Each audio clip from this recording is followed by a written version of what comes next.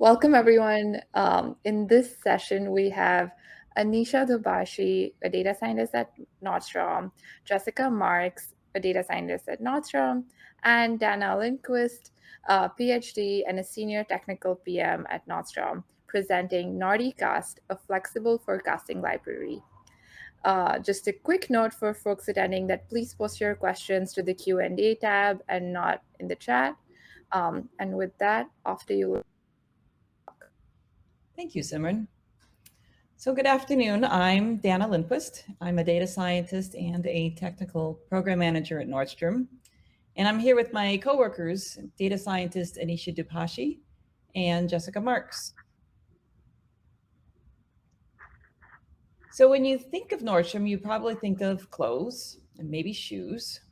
But at Nordstrom, data science and analytics is about 150 people strong. We are, or at least a few weeks ago, were 52% women, and 58% of our managers are women. And that's my cat, Cleo. Welcome to Zoom. We are becoming a mature data science community. We have created NAP, which is a data warehouse, pulling all of our data into a consistent location. We have standards, which gives us a foundation for our analytics and provides a consistency across our growing org. And assistance in rolling out models through the model review process. Feature Store creates a consistent features for our data. This consistency reduces individual effort. And Nordycast, a forecasting library in Python, similar to scikit-learn, designed to reduce the effort for time series forecasting models. And this is what we will be discussing today. So Anisha, Jessica, and I are part of the merchandising analytics team at Nordstrom. We perform analysis to help merchandising make decisions. Merchandisers decide what and how many of a product to buy and how the prices are set. Supply chain is another team. Once we have the inventory, supply chain helps distribute it inside the company and to customers. Strategic analytics works with business, financial related questions. Digital and styling does more work with images. For example, they automate the generation of our looks that show up on our website. And customer experience works more with our marketing team. In merchandising, we do a lot of forecasting. Our demand forecasts influence how we mark down prices, by how much and when. We work with supply chain analytics to provide a forecast model that determines which fulfillment centers should receive our incoming inventory. The closer the inventory is to a customer, the faster we can deliver online purchases, and we save on shipping costs.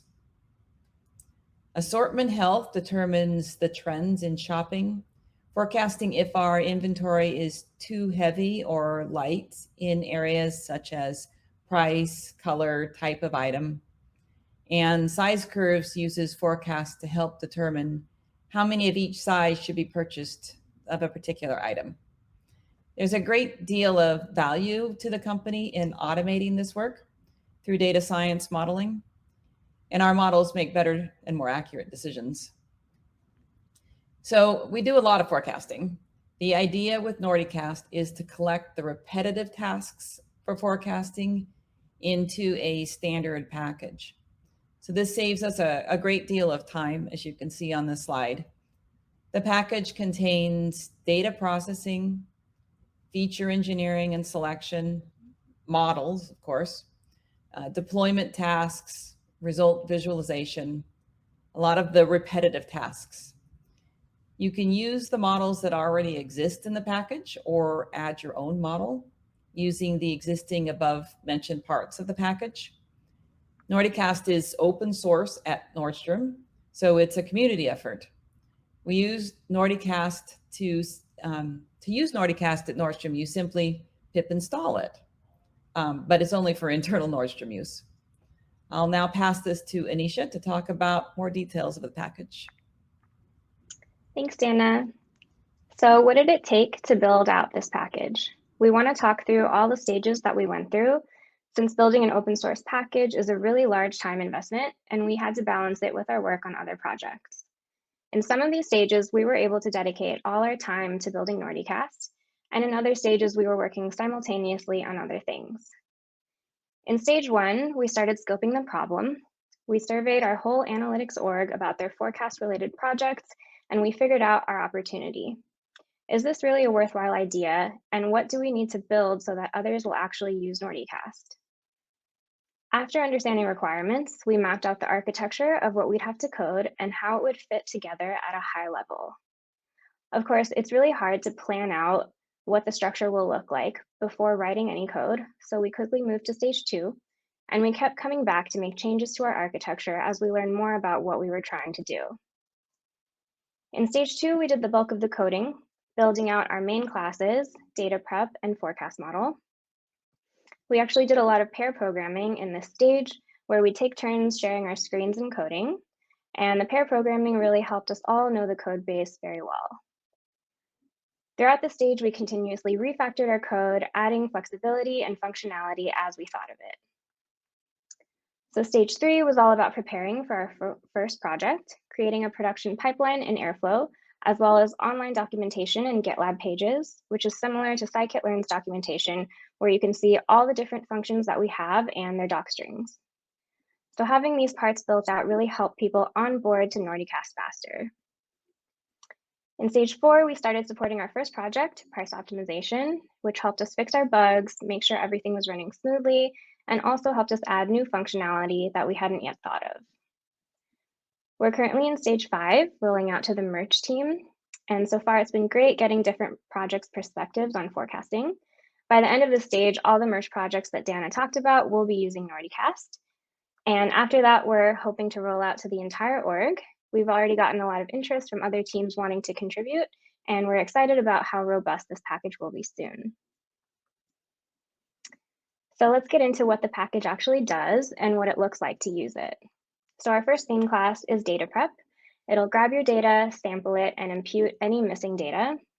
Nordstrom's data is very seasonal, so data prep adds in seasonality. We have holidays, but we also have Nordstrom sales and marketing events.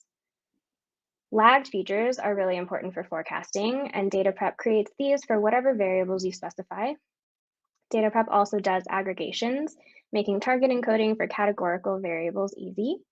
It sets up your target variable in the future, and ultimately it returns training and prediction data frames.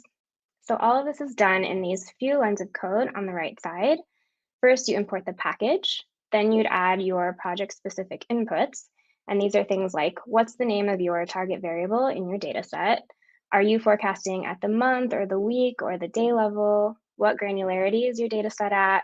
The entire department or maybe at the SKU level? And how much history do you want to pull? Last, you make your data sets. So a little behind the scenes, the main user-facing functions we have are pull training data and pull prediction data. If you're a user that wants to keep it simple, you can just use these two functions. However, these two functions are powered by inner functions and inner helper functions, and users have access to these functions in case they need to use them a little bit differently than the main functions do. And if anyone comes up with a new function that Nordycast doesn't yet have, they can easily contribute it to the code. So one feature we wanted to highlight is how easy it is to update your training data sets when your prediction requirements change. So data prep has variables for how many weeks long your prediction period is, and if you need a gap between the current and the prediction start week. So this graphic shows how when these variables change, the amount of training data you can actually use will also change, since we can only use past data to predict the future. So for the same run week, which is in pink, when your prediction weeks in green get longer and farther out, your training data in orange and yellow need to get pushed back. So this flexibility proved to be super helpful for us in the Markdown price optimization project. And that's because at Nordstrom, most departments take markdowns every 2 weeks. So we use a gap of 2. Our shoe department allows an extra week for time to prepare shelves in the stores. And so it's very easy for us to switch our gap weeks from 2 to 3 so that we can provide the right output using the right data. So moving on to our other main class, forecast model, it'll take that prep data. It contains many different machine learning models to choose from. It sets up time series cross-validation. Since we can't do a random train test split here, again, we're ensuring that we're only using the past to predict the future. It saves the right hyperparameters for whatever model you choose. It saves models and any model information like parameters or evaluation metrics or whatever features you use in your model. It evaluates all your models so that you can continue to iterate and explore ideas for improvement. And finally, it returns your prediction. So it does all of that in the lines of code on the right side, importing the package, adding in the names of your prep data, using those true false flags to split up your tuning, training, and prediction jobs, and then last running, where you can choose which model you want to use. So behind the scenes is similar in that we've got user-facing functions, a few inner functions, and then many inner helper functions. Again, most users will stick with just using the one function, but the inner functions are available just in case. In forecast model, we also have different child classes for all the different models that we have. So this design makes it really easy to try multiple models on the same set of data and compare. And it makes it also really easy for others to contribute models too. So for example, if you wanted to add light GBM, which we don't currently have, you just make a new Py file and write up the necessary functions and then merge it into the package code. So one feature we wanted to highlight here is how easy it is to move from exploring and evaluating models to putting models into production. So when exploring models, we want to use a few validation sets of data. This helps us see how the different models perform on the same past weeks of data. So for example, if you wanted to test a certain feature selection method, you could tune a model with the method and then tune a model without the method and use the validation sets to check which model has higher accuracy. So in this graphic, for the same run week and prediction week in pink and green, we do our hyperparameter tuning with the yellow weeks and our evaluating with the orange weeks. But later on, when we've chosen a good model structure, we're happy with the improvements we've made, and we're ready to productionize, we want to switch to using the most data and the most recent data for training. So now we're using more of those yellow weeks for tuning. We're skipping the whole evaluation, and instead we're using the most recent week of data for our final training, which is in orange.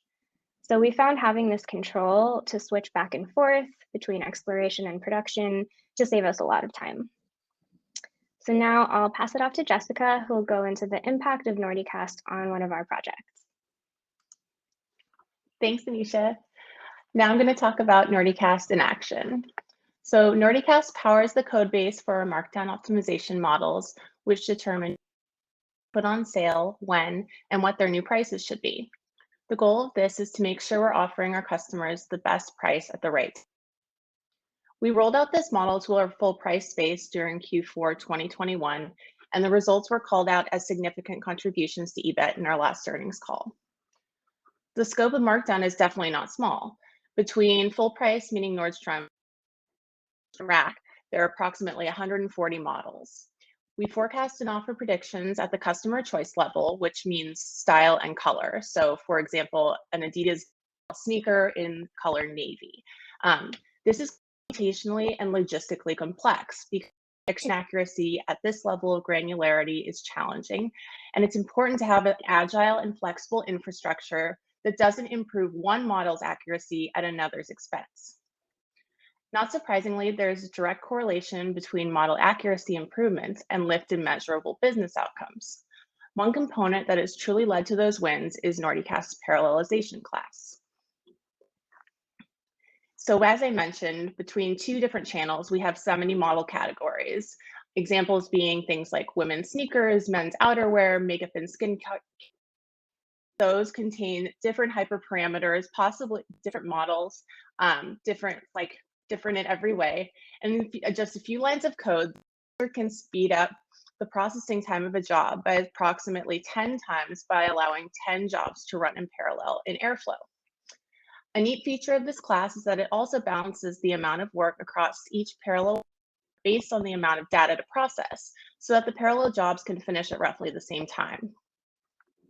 Running in parallel not only saves time in production, but also in the development, test, and learn phases. We've seen big improvements in model accuracy over short amounts of time because of the parallel processing and how much more quickly we see and evaluate the results.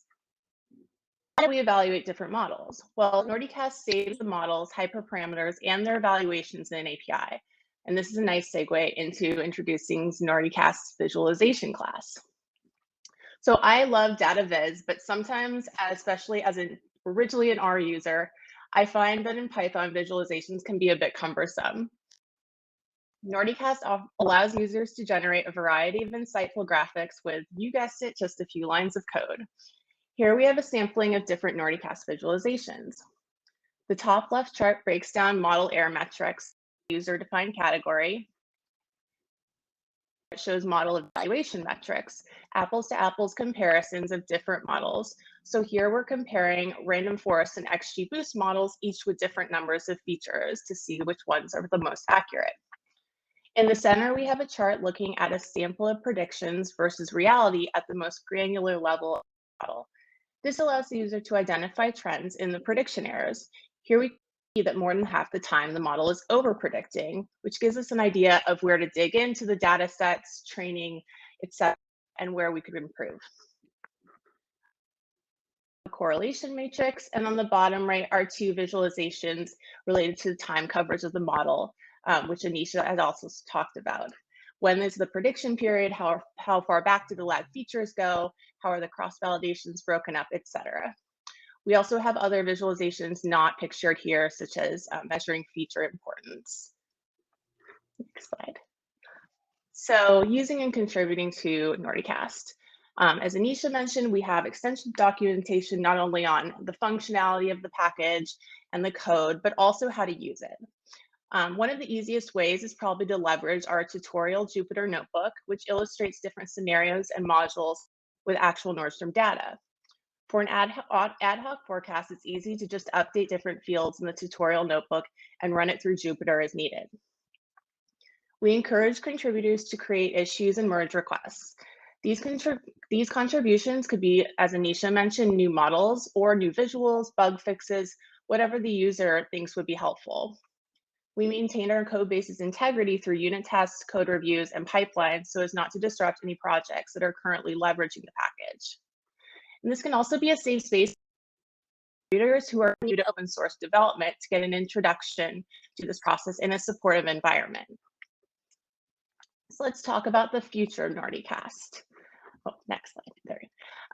Our next major milestone will be the creation of a web app, most likely through Streamlit, that will provide the user to generate forecasts without writing any code. Here's a mock-up of a very basic UI with options, as you can see, to export and visualize results. This will enable our run ad hoc forecasts, among other use cases, and we're excited to get here. The future of Nordycast could also involve you. If you're interested in working on teams supporting Markdown and forecasting, we have several open data science and analyst roles, and we'd love to chat more with you. So this concludes our talk. We're really excited to hear your reactions and questions about Nordycast or just about data science at Nordstrom in general. So please don't be shy. Thank you.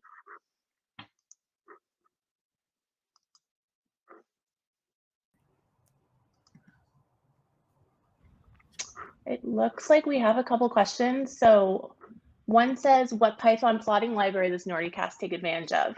A couple. I recently, I'm blanking on, in the slide you're looking at, it's leveraging, plot9, which is kind of like the ggplot of Python, which I just discovered maybe a month ago and fell in love with. We also use Seaborn, Matplotlib, and I think we have some Plotly in there too. So it's kind of a bunch of different ones depending on, kind of what makes the best plot. And then we have another has to what already open source available libraries. I think the main, I don't want to answer every question, but I think for one of the most cumbersome parts, I think, and repetitive of creating, of what you need to do on your own before you can say put something into a scikit-learn model has to do a lot with the pre-processing and the feature and figuring out those lag features. We're also using our own data. which is another, obviously, and you're able to leverage models that already exist. But I'll let the others also take a stab at answering that too.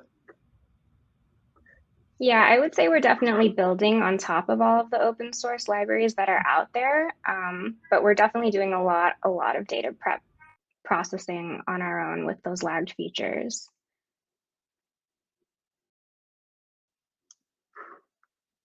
And I see, so we have another question.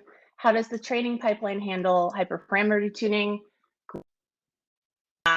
And yes, it does need a lot of tuning. That's actually where we've seen a lot of result improvements in the model accuracy pretty deep into the hyperparameter plane.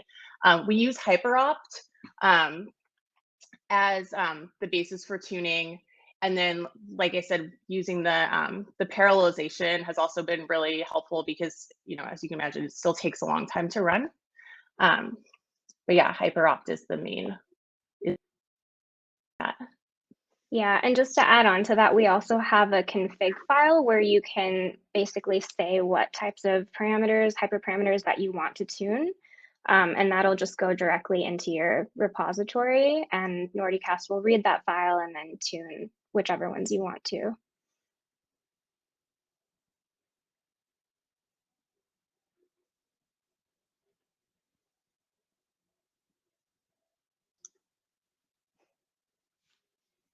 Great questions. I don't see any other questions in the chat right now. Yes, I think we covered all of them. For folks on the line, we have about a minute left in this session. So if there's anything else you would like to ask, now is a good time to put it in there.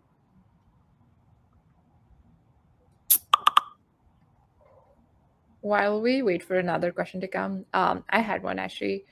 So what do you think has been the hardest part of getting this all set up as a team?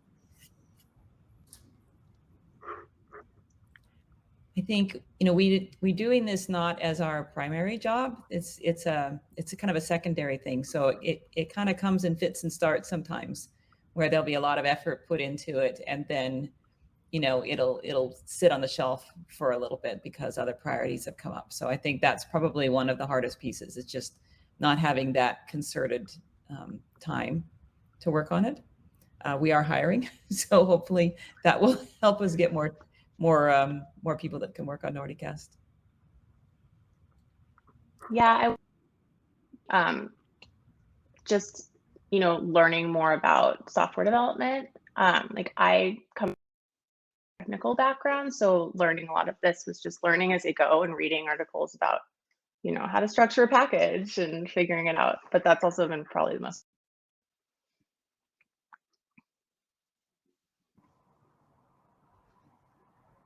Thank you for sharing that. I think we have one other question that's open. So the question is, go ahead. Oh, it says, any thoughts on taking it public, or at least a subset?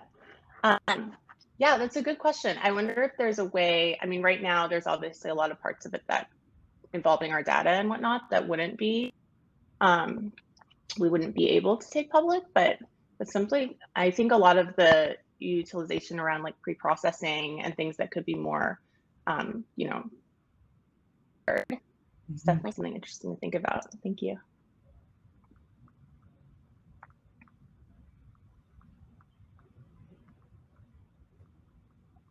Awesome. Anisha, Jessica, and Dana for presenting this. This was really, really insightful. For folks attending, I'm adding in LinkedIn's and emails. If you have any other questions for this group, feel free to reach out to them via Excel events directly or connect with them elsewhere. And we look forward to seeing you at the other sessions and the expo booths.